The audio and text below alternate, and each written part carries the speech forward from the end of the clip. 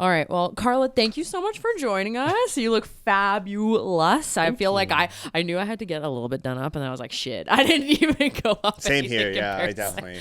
You're amazing. Spared no expense. Wow. Yeah, I know. Look at this I man. look like I rolled out of bed. I'm like, great. Ball cap, ready to go. Capping it. I mean, the hat's mostly clean. Yeah, right. no, this is, you look fabulous.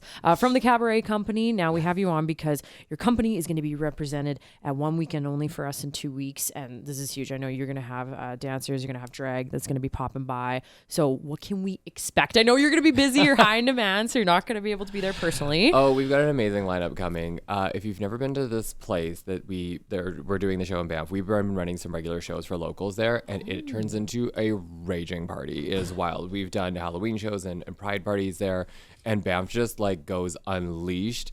Let me tell you, you get tipped a lot of money there in Banff. People love to tip around. You get tipped more than a few fives from 99.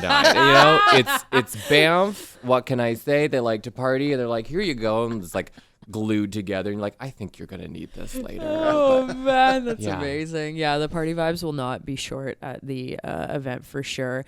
I want to know how long that you have been doing drag or burlesque or doing performing. I know it's a tough community to probably break into. So, you know what? It's actually pretty welcoming. It's pretty great. There's like more schools now for burlesque to get into. We run a school.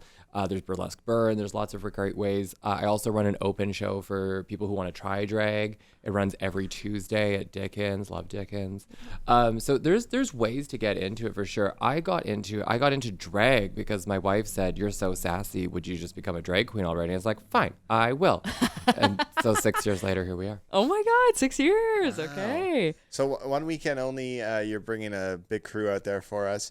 What is like the logistics of that? Like how much stuff do you guys have to bring and carry around? Because I know like it's going to be amazing outfits and The kits, sparing no the expense, I'm makeup, sure. the wigs. Were fully logistics expecting is always a stressful thing because you have to find out first. When you're building a show, you got to find out who drives because we are queer people. There's like 3 sacred people who learned how to drive, and everyone else is like, "Can I get a ride?" So that's the hardest part is finding out who can actually like pilot a motor vehicle.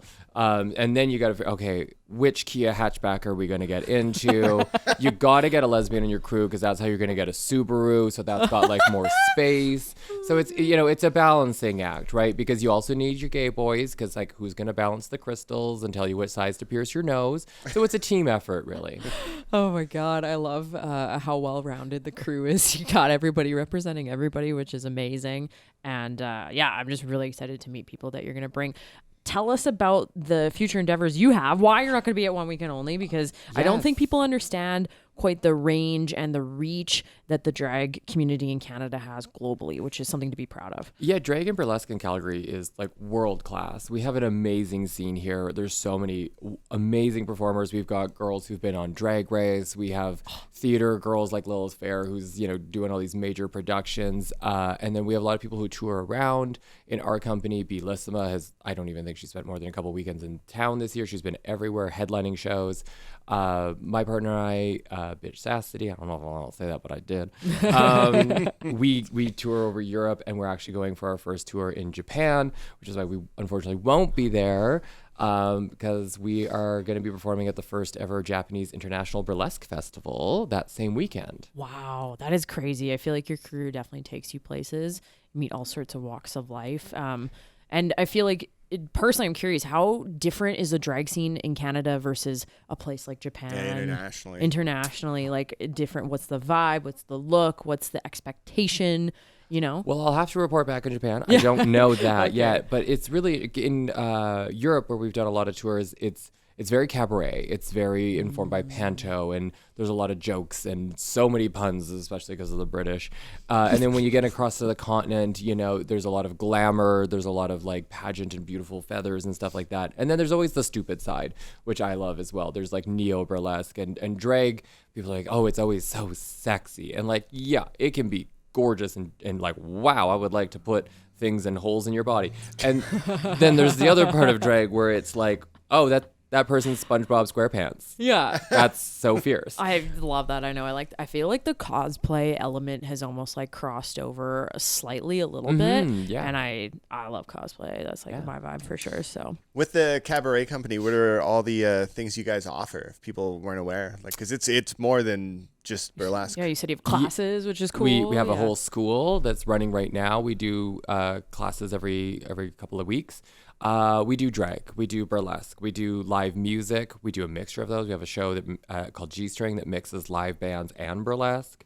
We do stand-up comedy. We have a weekly stand-up comedy show over at the Attic called Laugh Loft, and it features queer, femme, and racialized comedians, so you get like a different perspective.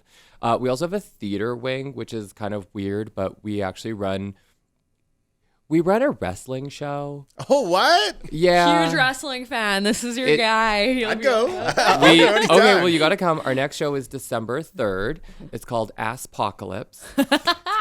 It's the show is called Go-Go Battles. It's actually our longest running show. It's been going for 6 seasons now, and this is our season 6 finale. It's a comedy feminist wrestling show. So it's like, it is wrestling based. We do wrestle. There are moves. And then there's just more stupid jokes than you can imagine. There's food fights. There's like all sorts of things are going to happen. So we've got an end of the world tournament where we have 8 tag teams that represent different ways the world could end. We've got vaccine zombies. We've got the rapture, which is Moses and biblical Jesus.